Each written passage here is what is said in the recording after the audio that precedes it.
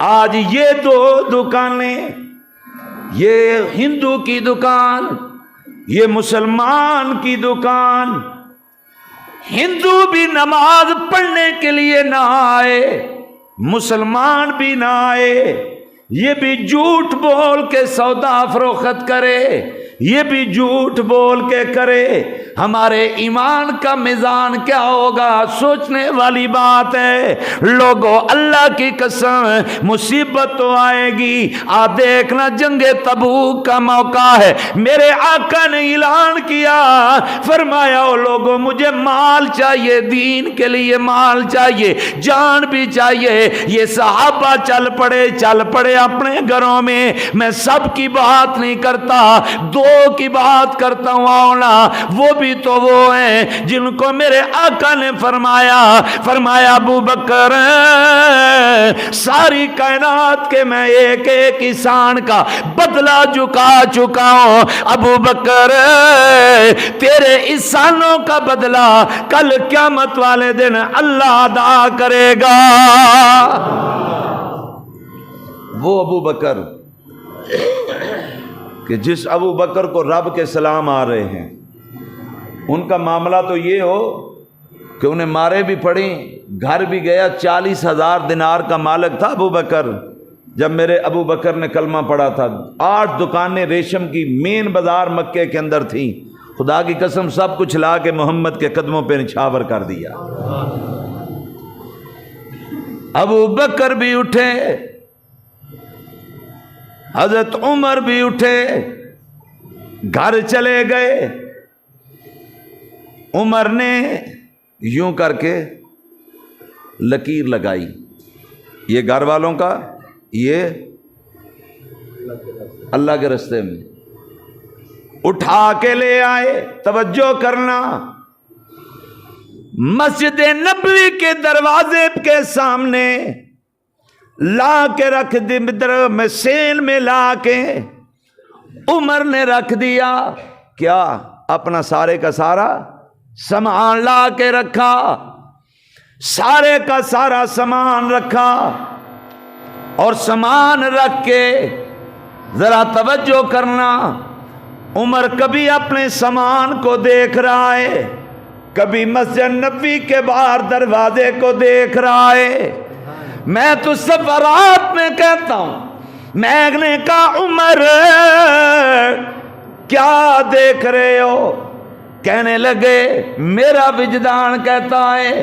عمر کہنے لگے ہر بار نمبر لے جاتا ہے، ہر بار آگے چلا جاتا ہے، ہر بار یہ پہلا نمبر لے جاتا ہے۔ میں آج دیکھنا چاہ رہا ہوں کہ اب آئے نمبر پہلا کس کا ہے، ابھی پتا چلے گا۔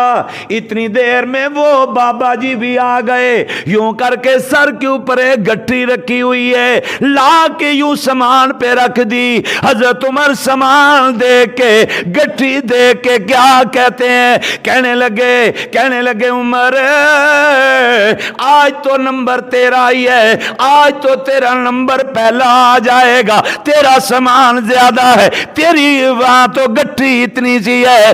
اتنے میں میرے آقا بولے، کہنے لگے عمر گھر کیا چھوڑ آئے ہو، گھر کیا چھوڑ کے آئے ہو؟ حضرت عمر کہتے ہیں جب آقا نے اتنی بات کی، میرے ضمیر نے کہا عمر ابو بکر سے آگے کوئی جا سکتا نہیں ہے، کیونکہ جواب سوال ہی ایسا ہو گیا۔ میں نے کہا آقا میں تو لکیر لگا کے آیا ہوں، آدھا گھر والوں کے لیے، آدھا رب کے رستے کے لیے لے آیا ہوں، اتنی بات ہوئی ہے۔ اب میرے آقا بولے ابو بکر گھر کیا چھوڑ کے آئے ہو؟ اتنی بات ہوئی، میرے آقا نے اتنی بات کی۔ ابو بکر کہنے لگے آقا یہ کیا آپ نے کہہ دیا کہ چھوڑ کے کیا آیا ہوں؟ آقا جب یہاں سے جانے لگا تھا آپ نے چھوڑنے کی بات نہیں کی، آپ نے لانے کی بات کی ہے۔ میں تو جھاڑو مار کے آیا ہوں, سب کچھ لے کے آ گیا. لوگوں بات یہاں ختم نہیں ہوئی, رات ہو گئی. ابو بکر جا کے لیٹ گئے ہیں, کبھی یوں کروٹ بدل رہے ہیں, کبھی یوں کروٹ بدل رہے ہیں. بیٹی کہنے لگی بابا سب کچھ قربان کر دیا ہے, گھر خالی کر آیا ہے, محمد کے قدموں پہ رکھ آیا ہے, بابا اب کیوں پریشان ہے؟ کہا بیٹا اس وجہ سے پریشان نہیں ہوں ابو بکر, اس لیے پریشان ہے میرے تن پہ یہ جو کپڑے ہیں یہ بھی کیوں رہ گئے ہیں, جلدی صبح ہو جائے میں یہ بھی فروخت کر کے ہم اپنے نبی کے قدموں میں رکھ دوں, یہ کپڑے بھی میرے پاس نہ رہے. صبح ہوئی, ابو بکر جا کے کپڑے فروخت کر کے, اور لوگوں اللہ کی قسم ٹاٹ کا لباس پہن کے, ببول کے درخت کے کانٹے لگا کے ابو بکر میرے نبی کی محفل میں گیا ہے. ابھی ابو بکر بھی جا رہا ہے, ادھر ابو بکر چل رہا ہے, ادھر سے جبریل چل پڑا ہے. ادھر سے جبریل چلا, ادھر سے جبریل چلا. اب یہ بھی جا کے بیٹھ گیا اور وہ بھی آ کے بیٹھ گیا. اب میرے آقا کبھی اس طرف دیکھتے ہیں, کبھی اس طرف دیکھتے ہیں. میں نے کہا آقا ادھر تو ابو بکر بیٹھا ہے, آپ اسے دیکھ رہے ہیں, ادھر کس کو دیکھ رہے ہیں؟ کہنے لگا میں حیران ہوں کہ جو لباس اس نے پہنا ہوا ہے وہی اس نے پہنا ہوا ہے, جو اس نے پہنا وہی اس نے پہنا ہوا ہے. اچھا آقا یہ تو سب کچھ قربان کر کے آیا, تو اس نے یہ کیوں پہنا ہوا ہے؟ آقا نے فرمایا پوچھتا ہوں اس سے, بھئی تم نے یہ لباس کیوں پہنا ہوا ہے؟ تم نے یہ لباس کیوں پہنا ہوا ہے؟ جانیے جتنا پسینہ آئے گا مجدی کا اتنا موڈ بنے گا. آج بیٹھ جاؤ, اللہ خیر کرے گا انشاءاللہ تعالی. نہیں بیٹھیں آپ, کوئی مسئلہ نہیں, اللہ آپ کو جزا دے. اللہ اکبر.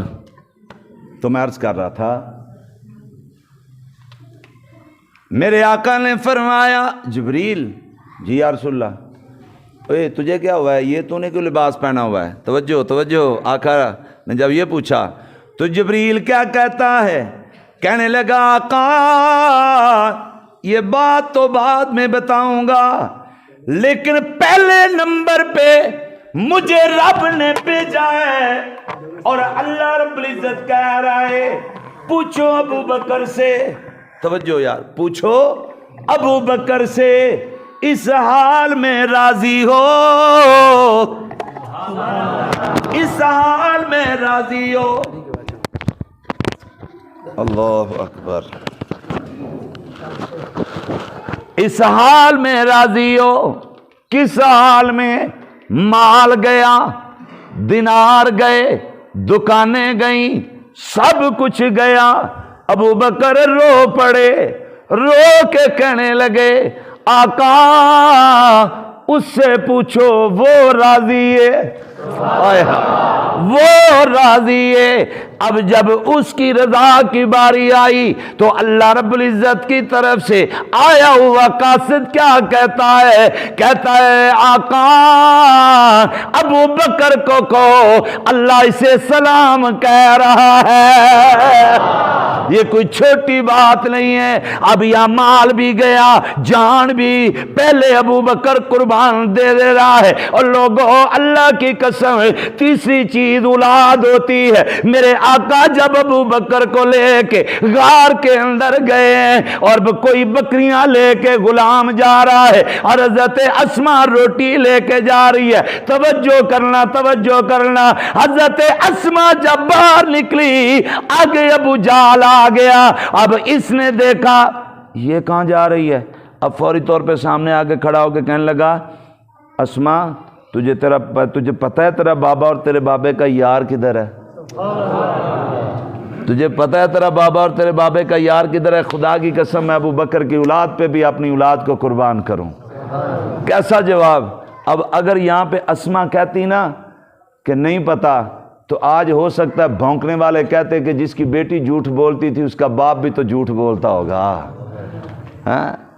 اب بیٹی نے کیا کہا پتا ہے. ابو جہل بڑا خوش ہوا کہ چلو جی پتہ چل گیا, ہم ابھی جا کے ان کو پکڑ لیں گے.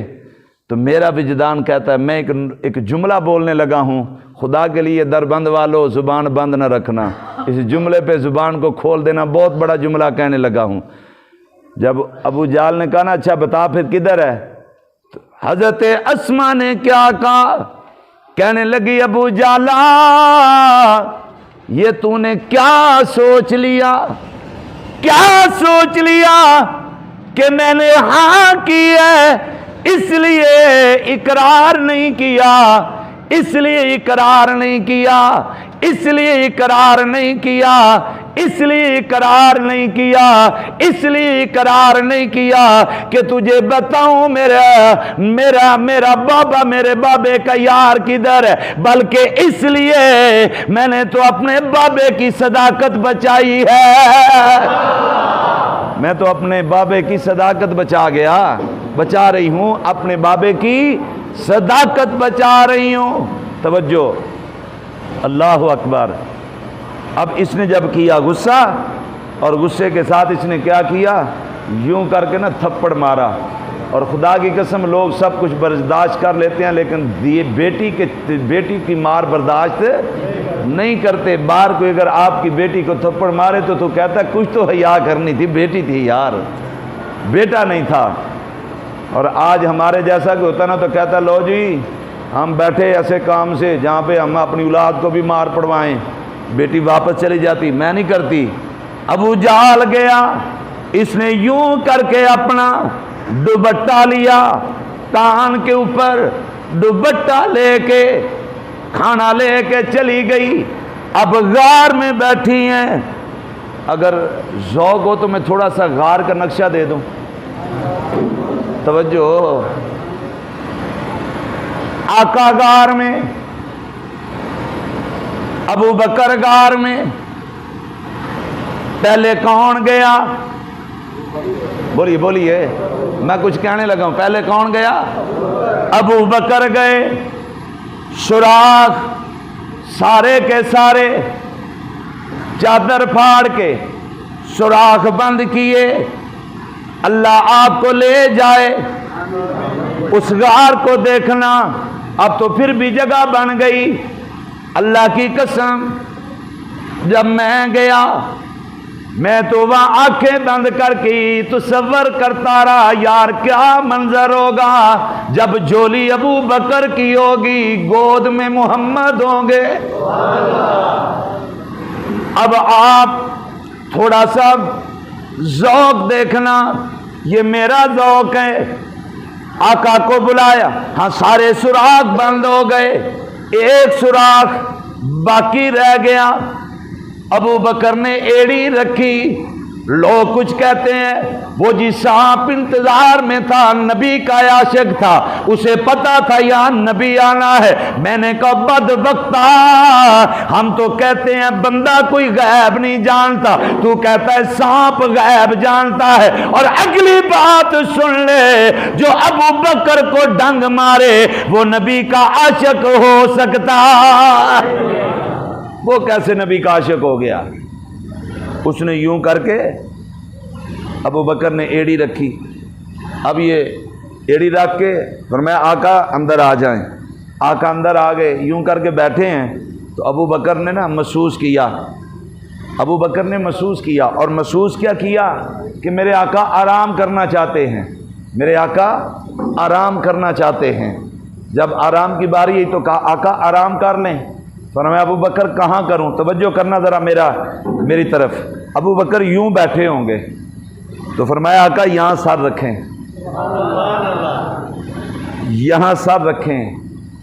اور لوگوں قسم خدا پاک کی آج کوئی وہاں کی مٹی لے کے آ جائے تو لوگ کہتے ہیں، بلکہ میں سندھ کے اندر ایک جگہ پہ گیا تو وہاں مجھے اس مدرسے میں بھی وہ لے کے گئے، میں نے وہ جگہ بھی دیکھی۔ وہاں ایک دیوار تھی، اس دیوار کے اندر انہوں نے دارالحدیث بنائی، تو وہ جو مدرسے کے محتمم تھے وہ مدینے گئے تو وہاں سے ایک پتھر لے کے آ گئے کہ چلو میں وہ پتھر جو ہے نا دارالحدیث کی دیوار میں برکت کے طور پہ لگاؤں گا۔ تو وہ کہتے ہیں جب لے کے آئے نا تو انہوں نے لا کے لگا دیا، تو ساری کی ساری دیوار سوکھ گئی، لیکن جہاں پہ وہ پتھر لگا تھا وہ جگہ گیلی رہے، وہ جگہ گیلی رہے۔ وہ بڑے حیران ہوئے کہ یہاں پہ کوئی پائپ نہیں ہے، کوئی پانی کا سسٹم نہیں، کوئی بات نہیں۔ کسی اللہ والے کو بلایا کہ کوئی جادو مادو کو جن من نہ ہو، تو کہنے لگے یہاں پہ لگایا کیا تم نے؟ کہنے لگے سرکار ہم نے یہاں سے نا ہم نے پتھر لگایا اور مدینے سے لے کے آئے تھے۔ وہ اللہ والے کہنے لگے اس پتھر کو نکال کے وہیں چھوڑ کے آؤ، نبی کے شہر کی جدائی میں پتھر بھی رو رہا ہے۔ پتہ نہیں ہم کیسے پتھر دل ہیں۔